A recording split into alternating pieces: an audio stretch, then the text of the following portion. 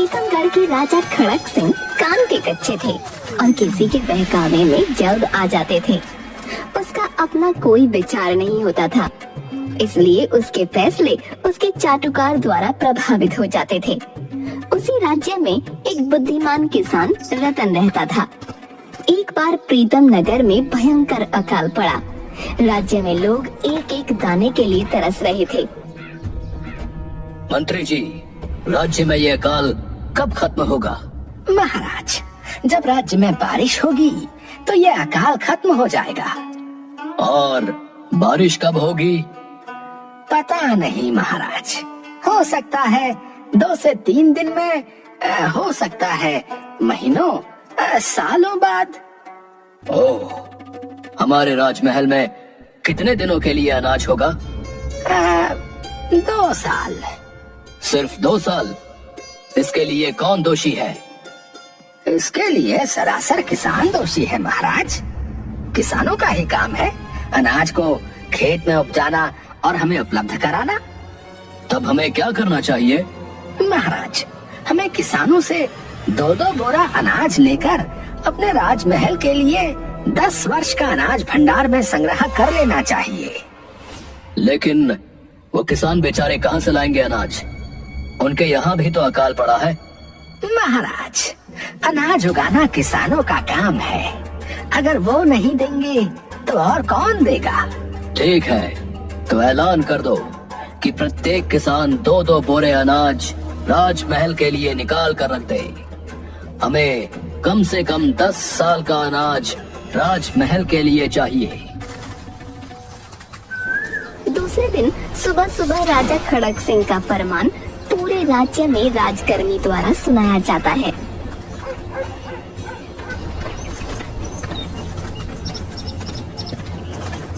पिताजी कहाँ हो?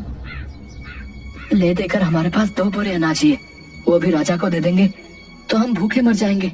पता नहीं बेटा, यह अकाल हमें और क्या क्या दिखाएगा। एक तरफ प्रजा एक एक दाने के लिए तरस रही है, तो दूसरी तरफ राजा की ओर से बेवकूफी भरा फरमान आ रहा है। सरपंच जी, आपने सुना राजा का फरमान। आप ही हमारी बातों को समझ सकते हैं। एक तो अकाल ऐसे ही हमारी कमर तोड़ चुका है, ऊपर से राजा का ये फरमान। कहाँ से लाएंगे 2 बोरा अनाज गरीब किसान? मुझे अच्छी तरह पता है अपने गांव की स्थिति। मैं खुद परेशान हूँ कि क्या किया जाए। जब जब हमारे गांव पर संकट आया है, तब तब रतन ने हमें उससे उबारा है। आओ चलते हैं रतन के पास।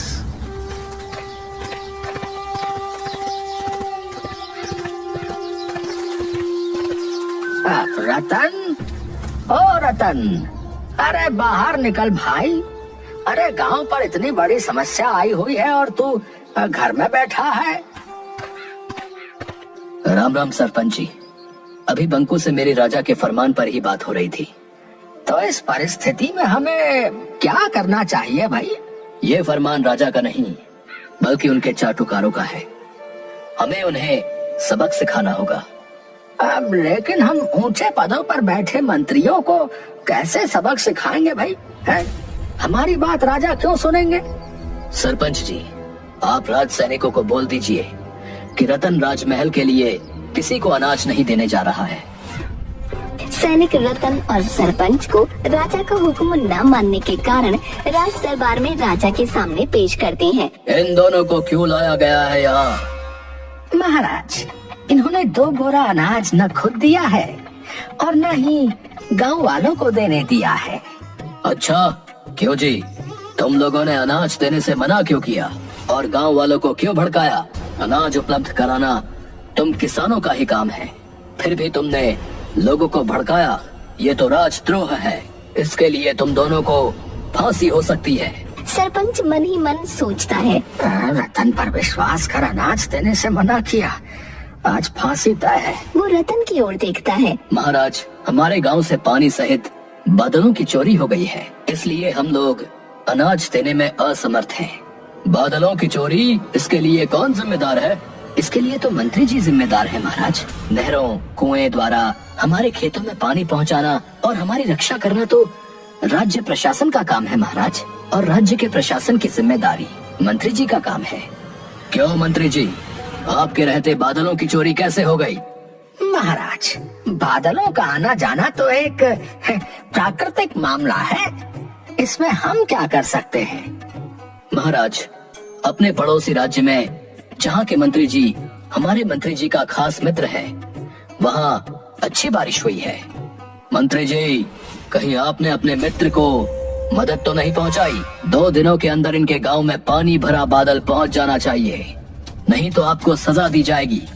तुम दोनों जा सकते हो। 2 दिनों के अंदर अगर तुम लोगों के गांव में पानी लेकर बादल नहीं पहुँचा तो आकर मुझे बताना। मैं चला था दूसरों पर ठीकरा फोड़ने, उल्टा मुझ पर ही फूट गया। ये किसान मुझे कहाँ फंसा के चले गए? रतन और हुकुमचंद लौटकर अपने गांव आ जाते हैं। गांव वाले सब खुशी से झूम उठते हैं। दूसरे दिन सुबह सुबह मंत्री देव सिंह रतन के घर पहुंचते हैं। रतन, अरे भाई रतन, जरा बाहर आना। कहाँ फंसा कर रख दिया तूने? पिताजी, बाहर बहुत से सैनिकों के साथ मंत्री जी आए हुए हैं और आपका नाम लेकर घर से बाहर बुला रहे हैं। ठीक है, जाकर उसे कह दो कि पिताजी खाना खाकर आराम कर रहे हैं, 1 घंटे बाद मिलेंगे। कोई बात नहीं, हम इंतजार कर लेंगे।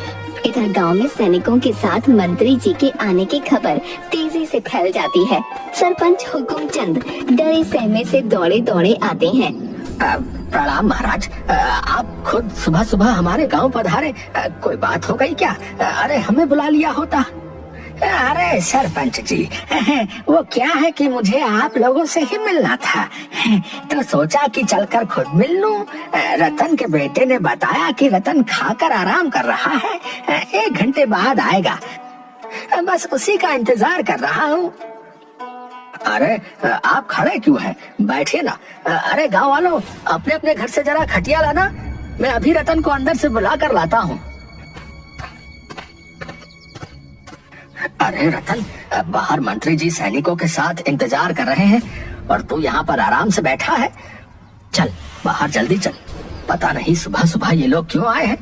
सरपंच जी, जब मंत्री जी को खुद की गर्दन रस्सी में फंसी दिखाई दी तो दौड़े दौड़े हमारे गांव आए हैं, नहीं तो मैंने अपने जीवन में आज तक मंत्री जी को इस गांव में नहीं देखा।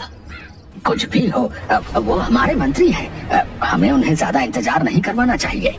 चलो बाहर चलते हैं। प्रणाम मंत्री जी, मुझ गरीब की कुटिया पर कैसे आना हुआ? सब कुशल क्षेम तो है ना? भाई तू तो समझदार है? तू जानता है कि बादलों की चोरी नहीं हो सकती, बादल प्राकृतिक रूप से विचरण करते हैं। फिर तूने उसकी चोरी होने की खबर क्यों राजा को बताई, और उसके लिए मैं कैसे जिम्मेदार हूँ? ठीक वैसे ही आप बादल के लिए जिम्मेदार हो, जिस प्रकार हम किसान अनाज के लिए जिम्मेदार हैं। शासक का काम है कहीं से भी सुविधा उपलब्ध कराना। ठीक है भाई, मैं अपनी गलती मानता हूँ। अब क्या करें ये बताओ? अगर 2 दिनों के अंदर बादल आकाश में नहीं छाया तो मुझे फांसी या आजीवन कारावास हो जाएगा। देखो मंत्री जी, 3 से 4 महीने में बारिश होनी ही है। अगर नहीं भी हुई तो यहाँ से 40 कोस दूर जो झील है, उससे 3 महीने में हम सभी मिलकर नहर खोदकर पानी ले आएंगे। मुझे कुछ समझ नहीं आ रहा है, तुम्हारी क्या योजना है? राजा ने हमें 2 दिन का समय दिया है, फिर 3-4 महीने का समय कहाँ से आएगा? ऊपर से अकाल से त्रस्त किसान और जनता के पास खाने को कुछ नहीं है, तो फिर ये नहर खोदने का काम कैसे करेंगे? राजा से बोल दीजिएगा कि बादलों के राजा से आपकी बात हुई है।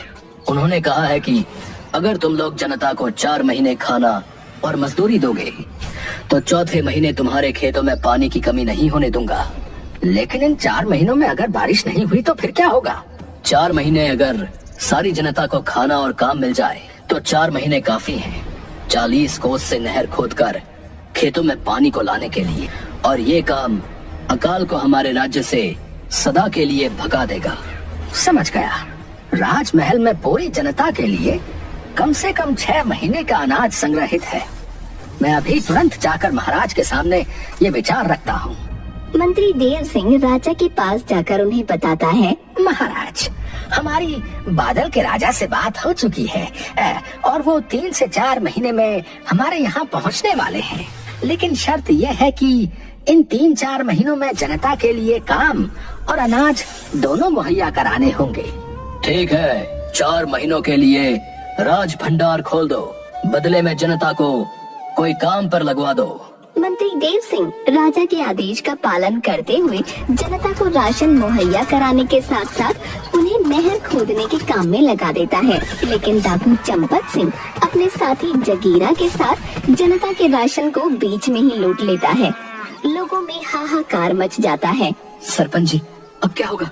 कितनी मेहनत से रतन ने अकाल के समय प्रजा को काम और राशन दोनों दिलवाया था, लेकिन चंपत सिंह के गिरोह ने सब गड़बड़ कर दिया। जनता ने काम करने से मना कर दिया है। हाँ पंडित जी, मुझे भी यही चिंता सता रही है। सारे लोग कह रहे हैं कि जब बच्चे घर में भूखे होंगे तो हम बाहर निकलकर काम कैसे करेंगे। हाँ, अब तो बस रतन का ही सहारा है, वही कोई उपाय बताएगा। ठीक कह रहे हो, चलो रतन के पास ही चलते हैं। दोनों रतन के पास पहुंचते हैं। वहाँ पर देव सिंह भी हाँफते हुए पहुंचता है। रतन, अब क्या होगा? सारा काम ठप हो गया है। मैंने राजा से कहकर प्रजा के लिए राशन भी राज भंडार से भिजवा दिया, लेकिन बीच में ही डाकू चंपत सिंह को इसकी भनक लग गई और उसने सारा अनाज लूट लिया। चंपत सिंह का कोई जासूस जरूर राज दरबार में है, तभी उसे बैलगाड़ियों में राशन होने की जानकारी लगी। हो सकता है, लेकिन वो बाद में जांच का विषय है। अभी क्या करना है? अगर 4 महीने के अंदर नहर का पानी खेत में नहीं आया तो राजा मुझे फांसी पर चढ़ा देंगे, क्योंकि अनाज का भंडार भी राजमहल में खाली हो चुका होगा। ठीक है, तो आप ये खबर फैला दीजिए कि झील से खेतों के बीच किसी भी जगह सोने का बहुत बड़ा खजाना है। जो भी खोजेगा उसे आधा खजाना दे दिया जाएगा। देव सिंह ठीक वैसा ही करता है। जल्दी ही ये खबर डाकुओं के सरदार चंपत सिंह तक पहुंच जाती है। सुना सरदार, झील और खेतों के बीच बहुत बड़ा खजाना है। लेकिन झील और खेतों के बीच 40 कोस की दूरी है। इतने बड़े क्षेत्र में खोजने में कम से कम 100 साल लगेंगे। क्यों ना हम लूटे गए राशन को जनता को लौटा दें, ताकि वो काम पर लग जाए, और जब खजाना निकलेगा तो फिर हम खजाने को लूट लेंगे। वाह जगीरा, शाबाश। ऐसे ही नहीं तुम मेरे खास आदमी हो। आज रात सारा अनाज गांव के पास जाकर रख दो।